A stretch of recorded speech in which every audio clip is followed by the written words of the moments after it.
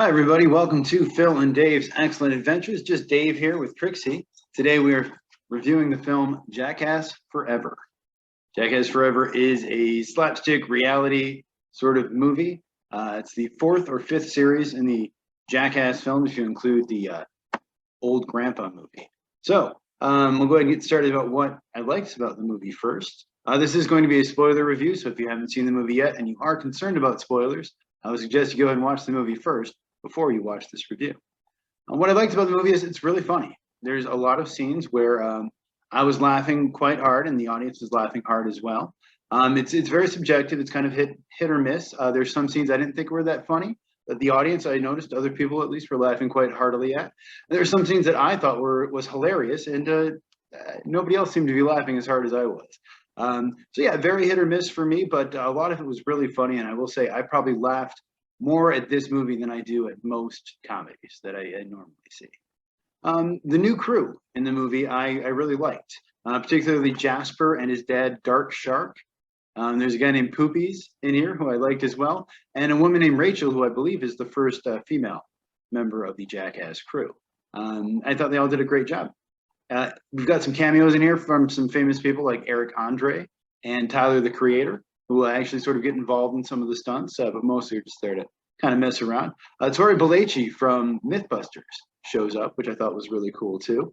I've always been a big Mythbusters fan. And we even get a quick cameo from Tony Hawk at the very beginning. There's some cool, creative, new ideas in here. At least I think they're new. The Quiet Game was one that I enjoyed a lot, especially the guillotine part with Steve-O. The Silence of the Lambs game they do in this, I thought was really sort of inspiring and terrifying in a lot of ways. So the way they did that was really cool and interesting and intricate, the way they set everything up. And yeah, when the guy finally gets free from the room and then smacks his head into the pan was, to me, just hilarious. They also do a lot of old ideas that they're sort of revising. Well, the Electric Dance was another new one that I liked, with Tyler, the Creator, was involved there.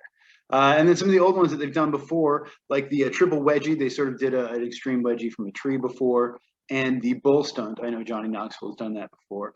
And then the cup test. But the cup test is one that I actually enjoyed in this one. They sort of really elevated it and took it to another level where, I mean, by the end, when they've got a pogo stick going on the guy with the cup test, it's hard to watch at that point. Like I don't know, it's that empathy, that sort of mirror neuron kind of thing where you see it and you go, oh my God, you imagine it happening to yourself. There's a Wily Coyote Gag they do real quick where somebody just runs a bike into a screen that looks like it's not there. I'm sure the person riding the bike knew what he was doing, but it was still pretty funny. I always love a good cartoon gag. There's a bear stunt in here where they cover a guy with honey and fruit and then let a wild bear, or a tamed bear into interact with him, and that is terrifying. And it looks like they almost let it go too far. They got the animal handler in there just in time to stop it. But yeah, that was one thing that I'm watching and going, oh my God, this could really go badly if they're not careful here. The outtakes at the end were really fun to watch. I enjoyed that they put them in there. And the music overall was mostly really good, as it usually is in the Jackass movies. You got some Misfits, Where Eagles Dare in here. I always like to hear the Misfits. And yeah, it's a lot of good punk rock. And then they did a sort of a newer version of the If You're Gonna Be Dumb, You Gotta Be Tough song, which is sort of one of the themes, I think, of Jackass. As far as what I didn't like about the movie, I didn't particularly like the opening. There's this sort of elaborate opening sequence where it's sort of like a Godzilla or a kaiju movie, and the monster is actually played by Chris Pontius's member. And it's a bit much for me. It goes on a little longer than I think it needed to or expected to, and I didn't particularly think it was that funny. I did hear other people laughing about it, but yeah, for me it was a bit much. There is, in general, a lot of like full frontal male nudity in this movie. There's more penises than I think I expected to see and I wanted to see. That being said, it is often funny when it shows up. You know, I guess that's the way they've got to push the envelope now in 2022. Maybe there was always that much in the old stuff. I don't remember. There's always a lot of gross out stuff and a lot of, you know, getting hit in the balls kind of stuff. So I can't really fault them too much for that. Some of the cameos I didn't particularly like. I'm not a huge MGK fan, so seeing him in here, just, you know, it was fun to see him get hurt though. So I wish they would have hurt him more. Rob Dyrdek, I'm not a big fan of. I understand why he's involved with MTV and Jeff Tremaine in them. But yeah, I don't need to see Rob Dyrdek. And again, if you're going to have him in here, at least, hurt him in some way. Some of the stunts that I really liked, they just did them one time, or they only showed one person doing. Like that Wily Coyote gag that I really liked. I would have liked to see more people do that. Or a couple of the other stunts that seemed really cool and interesting. Maybe the stunt was too hard to set up. Maybe they did it with more people and they just didn't use that many takes. And hey, maybe I'm wrong. Maybe too many of the same thing too much would have been boring. But there was a couple gags that seemed interesting to me, and I'm surprised they only gave it like one try, and they didn't do it with more people. Other than that, it's sort of hard to review this movie in some ways because it doesn't really have a cohesive plot. There's no story. There's no really acting or anything in here. So that being said, I enjoyed the movie. I think anyone else who sort of knows what Jackass is and is familiar with it knows what they're going for, and I think they would probably like this one. The movie had a $10 million budget, and it made $23.5 million, I think, opening weekend. That number might go up or down. So that's good. They made their money back already. I'm sure Paramount, I think, distributed this. I'm sure Paramount is feeling good about that. Other than that, let's see. This Johnny Knoxville says this is going to be his final Jackass movie. Or at least the final one where he's actually doing stunts on screen. He might be doing more off-screen stuff. It did seem like he didn't do too many stunts in this one. He did the Icarus one and the bull stunt and a couple others. But yeah, in this regard, he's almost more the ringleader of the circus at this point. But it does sound like they might be doing some more with the rest of the crew. And again, with the money it sounds like it's going to make, that would be understandable.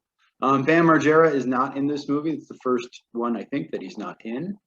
He's had some drug abuse problems, and anyone who's sort of seen his social media knows he's not in a good place right now. So it sounds like he was involved. They did some filming with him. I read about they did something with a snake with him, but then he got upset over some contractual issues, threatened Jeff Tremaine, the director and producer, or one of the producers, and yeah, they had to get a restraining order. So that's not good. Let's see. Yeah, Johnny Knoxville, he said this is going to be his last one, or at least he's definitely going to step back from doing stuff in front of the camera. The bull scene here, you can tell he got hurt pretty bad. He got a broken rib, concussion, a broken arm, and a brain hemorrhage. He also got hurt, I think, at the beginning, or one of the earlier sort of scenes where they take the marching band and they jump onto a treadmill. I think they did that one of the first few days of filming, and both he and Steve-O got hurt pretty bad. Steve-O, I think, got a concussion on that one as well. At some point, Johnny Knoxville's hair goes from black to just gray and kind of back to black again. Apparently, at some point, they were filming over the pandemic, over the shutdown and everything. And at some point, he just kind of decided to stop dyeing his hair, which makes sense. He's like 49, almost 50 now. It does sound like they got a lot of extra scenes that they're going to put out for a Jackass 4.5, as they have for most of the other Jackass movies. I don't think I ever saw Jackass 3. I think I just totally missed that one. And I wish I would have seen it because they did it in 3D, and I heard they did some really cool stuff with 3D at the time, and I'm probably not going to have a chance to check that out again. So I wish I would have. It sounds like it is on Amazon Prime, though. So if you haven't seen Jackass 3 and you're looking for it, that's where it is. There's no Rip Taylor in this one because he passed away, unfortunately. He was in all of the previous Jackass movies. And Ryan Dunn, of course, also passed away in, I think, 2011 or so. And there's sort of a tribute to Ryan Dunn at the end. So overall, I think I would give this movie an 8 out of 10. I think it was really enjoyable. I think it's better to watch with people in a theater. My theater is only about a third of the way full, maybe.